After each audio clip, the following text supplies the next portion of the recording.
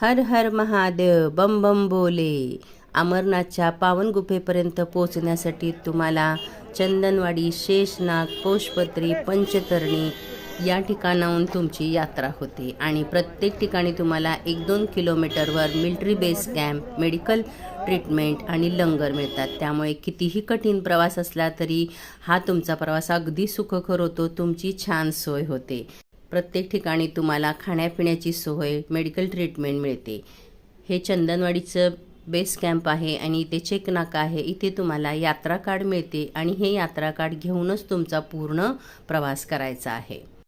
यात्रा सुरू केल्यानंतर तुम्हाला चंदनवाडी, शेषनाग, पौषपत्री आणि नंतर पंचतरणी आणि त्यानंतर बाबा अमरनाथची गुफा असा हा तुमचा हा प्रवास आहे. हे शेषनाग आहे.